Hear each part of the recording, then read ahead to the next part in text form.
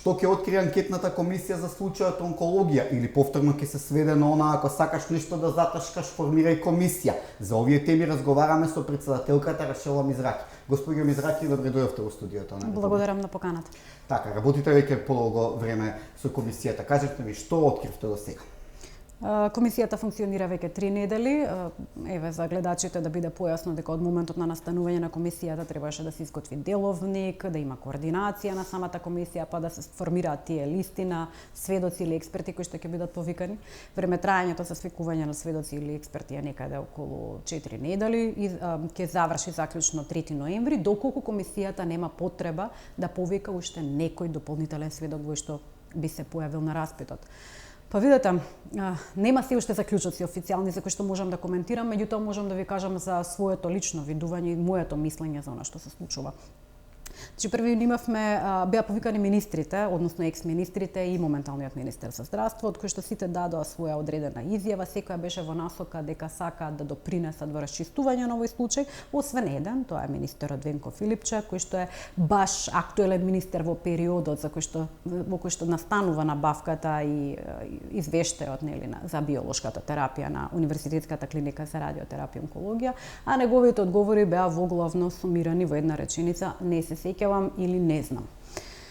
После министрите дојда представниците од ФЗОМ, во кои што се зборуваше за како и зашто не функционирало работењето на ФЗОМ во однос на контролната улога на ФЗОМ, иако знаеме дека ФЗОМ е на дете помеѓу Министерството за здравство и Министерството за финансии и доколку самиот ФЗОМ ги правел контролите во однос на финансиското работење, во однос на лекарските извештаи, тогаш и благовремено би бил, да кажеме, стопиран процесот доколку нешто во ирегуларностите се случувало и го потврдиме како такво. Сега, знаете, јас не можам да го избегнам фактот дека извештајот на Државниот завод за ревизија е официјален документ кој што го видовте сите, го виде целата јавност, во кој што се наброени системски дефекти на самата клиника, во функционирањето на клиниката и мој интерес е да видам дали тие дефекти можеле да бидат стопирани или не преку сигналните механизми на самиот здравствен систем, што значи Министерството, Фондот за здравствено осигурување, МАЛМЕ, Државниот завод за здравствена и санитарна инспекција, еден куп контролни механизми, еден куп законски и подзаконски акти кои што всушност регулираат во една здравствена, јавна здравствена установа да се почитува Хипократовата заклетва и да биде медицинската етика она која што е на пиедестал. Во моментот кога ќе ја загубите приматот на медицинска етика, давате можност на пазарна етика или пазарна економија. Зошто до сега сите се амнестираат од одговорност, вие сите што ги спремавте, за министри, заменици, ФЗО, МЗ, зошто сите се, како се прават како да не се одовде? Па, видете, мене ми се најсимптоматични оние кои што немаат одговори, односно имаат одговор од типот на не се сеќавам или не знам или не сум можел да знам, преди се и на јавност е јасно дека во спектрумот на политичка одговорност, која што е многу објективна, министерот бил должен да знае. Директорот на ФЗОМ бил должен да знае, согласно закон, законските одредби тоа го гледаат. Значи, дека има политичка одговорност ќе се види понатаму со заклучоците, меѓутоа дека има должност да знаат и да раководат со секторот, тоа е секако. Од друга страна, многу е интересно како може министерот кој што е назначен од влада и директор на ФЗОМ кој што е назначен од влада, двајцата представници во едно тело наречено влада, двајцата да знаат различни аспекти или ништо да не знаат истовремено, а на онкологија да биде буквално санкционирана секоја процедура која што е законски или подзаконски препишана. Една институција, извинете, можеби ќе ви одзема малку време, меѓутоа мислам дека за јавноста битна една институција од типот на јавна здравствена институција. Има свој статут, кој што го потпишува министер. Има свои деловници за работа, исто така ревидирани од министер. Во законот се пропишани тумор бордови, кои што ги објавува министерот со подпис на министер во службен весник. Како тоа имате министер кој што не знае за прекршување во статут, не знае за непостоење на стручен колегиум, иако има деловник за работа, не знае за кршење, односно непостоење на процедури, не знае за непостоење на тумор бордови кои што тој ги потпишува и објавува во службен весник. Министерот бил должен да знае дека не ги објавил, дека не постоеле, а истовремено пампозно најави набавка на биолошка терапија, што е за секоја почит, да, потребно е за нашите пациенти, меѓутоа некако како да била набавена терапијата за истата да биде вон контрола, а не во контрола и во услуга на пациентите. Господин Мисек, да име по-конкретно. Што конкретно се случува во онкологија? Слушавме многу грозоморни работи, значи на луѓе им се давало физиолошки распор место биолошка терапија, лекови, вистинската терапија завршувала во Косово или кај пациенти од Косово. Што кажете ми, што се случувало? Па знаете, за да ви кажам точно што се случувало, не може да ви кажам можеби повеќе обвинителство, меѓутоа од она што јас го гледам од архивската граѓа која што е доставена до анкетната, до секој член и заменик, тоа е архивот на Универзитетската клиника, архивот на Министерството за здравство, архивот на ФЗОМ, архивот на Малмет, на сите овие институции, ние го земавме архивскиот материјал, го разгледуваме, го селектираме по датуми и го систематизираме за да видиме за што станува збор. На самата клиника, Универзитетската клиника има раководители на сектори. Тие раководители на сектори би требало да го сочинуваат стручниот колегиум кој што одлучува за кој пациент, која терапија во која количина. Понатаму тој список се носи до директорот кој што преговара со Министерството за здравство кој што треба да даде согласност за набавка на тие медикаменти, меѓутоа исто така и ФЗОМ кој што треба да даде согласност за набавка на одредените медикаменти од финансиски аспект. Без двете согласности самата клиника не може да направи набавка на медикаменти. Големото прашање е како директорот одлучил кои медикаменти и во кои количини со кои јачини доколку немало стручен колегиум. Во документацијата која што јас ја разгледувам уште во 18-та година, започнувајќи од јануар месец 18-та година, има плејада на дописи до Министерство за здравство за набавка на биолошка терапија, почнувајќи со 7 медикаменти, завршувајќи со 31 медикамент, секој список различен од претходниот, со различни медикаменти, со различни количини и јачини на истите. Симптоматично е што и бројот на пациенти кој што е листиран сериозно флуктуира, да кажеме, во разлика од само 20 дена. Бројот на листирани пациенти, да кажеме, на почеток на мај месец е 4, за на крајот на мај месец да биде 35. Што е многу интересен вака податок, бидејќи би требало да самата клиника да е организирана на начин во кој што дефинитивно ќе знае кои се пациентите, колку е инциденца на пројавување на нови случаи во години, да има некаква претпоставка, па од таму да се извлече кои медикаменти во колкави количини. Ова е еден апсолутен хаос. Мене ми падна во очи тоа што во текот на август месец 2018 стига еден допис до Универзитетската клиника од страна на Министерството под назив наредба. Од кого? Од министерот. Од Венко Филипче, наредбата е спроведена до Универзитетската клиника, во која што се наредува на клиниката да го отстапи условниот буџет, да подпише договор, што во ред е да подпише договор со Министерството за набавка на биолошка терапија. Во ред е Министерството да прави групни набавки за да ја намали цената на скапа терапија. Не е во ред што во таа наредба има табела на медикаменти кои што се наредени да се набавуваат од Универзитетската клиника. Како еден министер би знаел со што треба да лечи одредена клиника? На крајот на денот, дури и да беше онколог, ќе беше дискутабилно и ќе ја бараше документацијата, а не неврохирург кој што одлучува со што ќе терапира онкологија. Многу симптоматично. Ние имавме представници како сведоци повикани од бирото за јавни, односно од секторот за јавни набавки во министерството, баш во тој период беше присутна господјата Тања Пехчевска, чинам, која што и беше упатено во прашање како се формулира листата за групната набавка, како одлучивте кои медикаменти тие морале да дојдат од клиниката, не смееле и не можело да дојдат од друго место, меѓутоа господјата не можеше да се сети на ниедна од информациите за како е подготвувана првата тендерска постапка, инаку еве за јавноста да знае има 2 групни набавки во 19-та, 2 во 20-та и 1 во 21-та. Агрегирањето на долгот на клиниката настанува веднаш во првата година. И уште во 19-та ќе продолжат тие списоци на различни медикаменти, додавање на медикаменти, одземање на медикаменти. Па дури и во одредени согласности од ФЗОМ имаме листа со екстра медикаменти кои што не сме ги виделе на листите од Универзитетската клиника или Министерството. Вака се дошло до околу 20 милиони?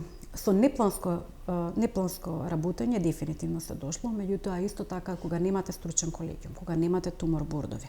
Тогаш тие бордови, знаете, тоа е конзилиум од луѓе кои што ќе седнат и ќе расправаат за кој пациент, кој медикамент и дали е потребна биолошка терапија, каков тип на биолошка терапија.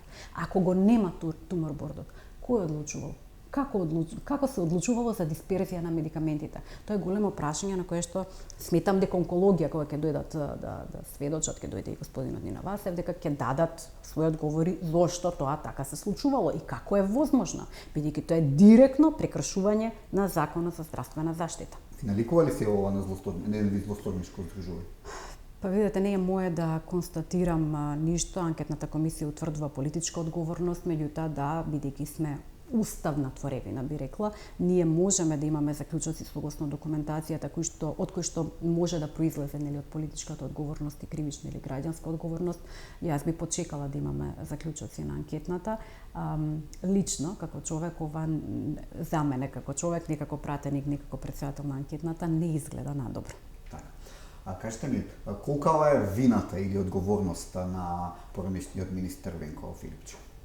Па, министрите мора да имаат контрола над ресорот кој што го водат. Преди се таа контрола треба да биде нели преку нивниот кабинет. Кабинетските работници задолжени за различни сектори, да кажеме задолжен за финансии на ЈЗУ-ата, задолжен за набавка на медикаменти, за опрема и така натаму.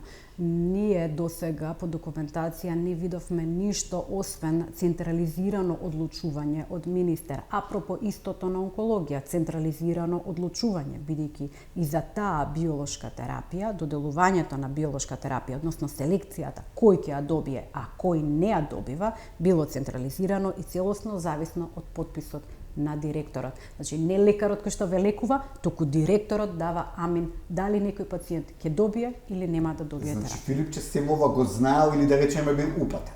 Апсолутно бил должен да го знае. По закон тој е должен да знае што се случува со јавните здравствени установи. Во најмала рака би било апсурдно да не знае што станува во терцијарното здравство. Знаете, тој даде еден збир на конфузни одговори дури и на прашањето за набавката на КАТО системот, толку актуализиран. Така, тоа што е работа со тој фамозен КАТО систем? Мислам дека е воведен е во 2017 година. Воведен е на крајот на 2016 година, бил функционален околу 7 месеци. Ние имавме изјави од моменталната заменичка министерка во Министерството за здравство, која што кажа дека изнесе плејада на податоци кои што биле реферирани, меѓутоа немала увид на самата документација, заради тоа беа погрешни. Мене ме загрижува како може да се реферира на заменик министер толку погрешно.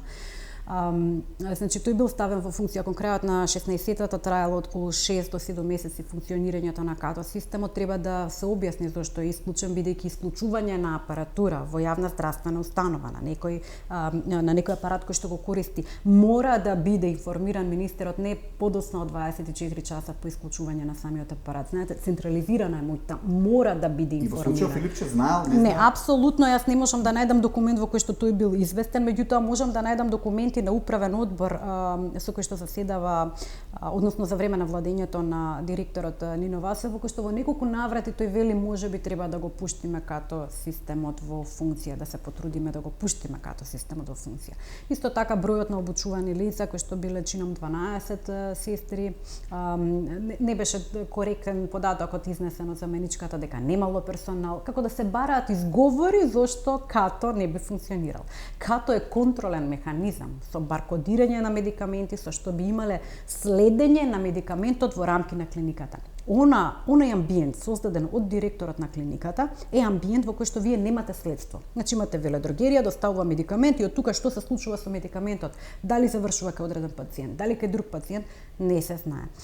Тоа го забележува и Државниот завод за ревизија, кој што гледа дека има неконзистентност на влезени медикаменти, излез на медикаменти, на кај кој пациент било аплицирано, што било аплицирано.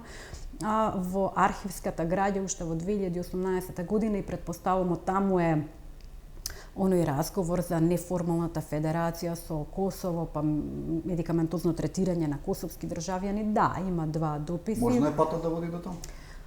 Не би можела да ви кажам. Јас можам само да ви кажам дека има дописи кои што ги наоѓам уште во 80-та година, кои што се дописи до Министерството, каде што директорот известува дека имал билатерална средба со министерот за здравство на Косово. Директор не остварува билатерални средби со министри остваруваат, така да ќе треба директорот да дојде на како експерт и како сведок и да објасни што се тие документи. Така, господин Зарги, обични граѓани си го поставуваат прашањето, обично особено оние што имале искуство со клиниката за онкологија. Како ќе се докаже некој пациент кој во меѓувреме починал дали ја примал вистинската терапија или физиолошки раствор? Докажливо ли е тоа? Не би можела да ви одговорам на ова прашање, тоа прашање задири во други законски решенија, ескумации и така натаму. Мислам дека судски вештаци имаме кои што се баш сега ангажирани од обвинителството во предистражна постапка и кои што подетално би одговориле на тоа прашање. Како? Меѓутоа, има начин да се направи тракирање на сериите на медикаменти. И тоа е еден случај кој што е опфатен со новинарите, чина минатата година на YouTube е представено во Бугарија, се случува една новинарка прави истражување за патот на хемотерапија во Бугарија. Следење на патот на лековите, наведнаш кажано. Да, следење на патот на лековите и баш на хемотерапија и на членка на Европска унија на крајот на краиштата, во кој што таа се обраќа кон производителот и прашува дали одредена серија е доставена во државата. Да кажеме, еве обвинителството кај нас да упати допис до Рош и да праша дали одредена серија е доставена до Македонија. Доколку таа серија која што има единствен матичен број, не е доставена во другите држави, а се појави во друга држава, тогаш е директен доказ. Што ако се појави на црн пазар, да речеме еве на Косово? Не би можела да одговорам на ова прашање, се надевам искрено дека тоа нема да се случи. Но возможно е. Во овој случај се е возможно. Зошто? Заради тоа што ниту можеме да имаме следство на медикаментите и на терапијата во клиниката. Архивската граѓа е конфузна поради тоа што се прекршува законот за архивско работење, тоа се плејада на документи кои што се испраќани, кои што како да се создава одредена магла, меѓутоа која е политичката одговорност е многу јасно, дали ја има истата ќе видиме, меѓутоа дека политичката одговорност се гледа по должноста на министер, односно одреден функционер на ресорот, е апсолутно така. Знаете, не можете цело време да го обвинувате кабелот. Тоа е исто како одредени судења во минатото, за кој што јас не сакам да коментирам. Не може да биде регалот, не може да биде одредена сестра, сестрата реферира на главна сестра, таа реферира на доктор, тој реферира на директор.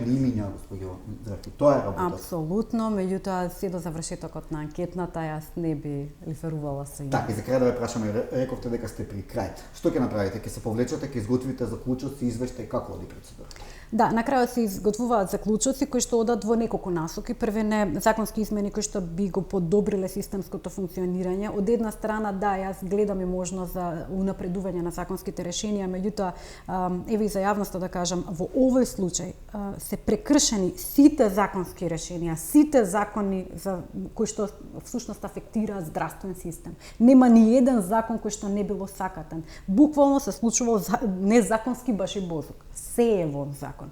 Значи, да, можеме да кажеме ќе ги унапредиме законските решенија за подобро, ама ние не сме стигнали ни до ниво овој случај. Прекрашување на закон за здравствена заштита, прекрашување на закон за здравствено осигурување, прекрашување на закон за сметководство, прекрашување на плејада на закони, па дури и за архивско работење. Тоа значи дека не сме стигнале ни на нивото на така наречените дефектни закони кои што уредуваат еден систем во кој што во ниеден случај не смее ова да се случи. Не само преку контролата од МЗ и ДСЗИ, туку и преку сателитите, ФЗ, Малмет и така натаму. Вториот дел е барање на политичка одговорност која што ќе биде во прва линија и во втора линија на политичка одговорност. Доколку сметаме дека документацијата треба, бидејќи таа документација како заклучоци се проследува до собранието, до Талат Џафери, односно до собранието како институција, следно е да видиме и да одлучиме дали истите ќе бидат проследени до обвинителство. Резултатот да го испратите извештајот и до обвинителство? Доколку има причини за тоа, доколку видиме дека има индикации за некакво си друго дело или би требало обвинителството за нешто да биде известено, јас во ниеден момент не би сакала да бидам дел од ансамблот, на ништо не видов, ништо не чув и не известив. Очекувате во ваква состојба на судството обвинителството да покрене обвинение кон некого или? Па видете, доколку обвинителството не постапува, ќе биде и во очите на јавноста, и во очите на новинарите, и во очите на пратениците истовремено, и тоа ќе биде многу нелагодна позиција. Но како и да е ова дело нема да застари и ќе остане за некои други обвиненија. Апсолутно, бидејќи како што се прикажани работите доколку се задира директно во пациенти и во животи на луѓе, трагедијата е огромна. Господин Мизраки, ви благодарам за разговорот и ви посакувам да дојдете до вистината со комисијата. Ви благодарам, искрено се надевам дека ќе стигнеме до вистината каква и да е. Благодарам.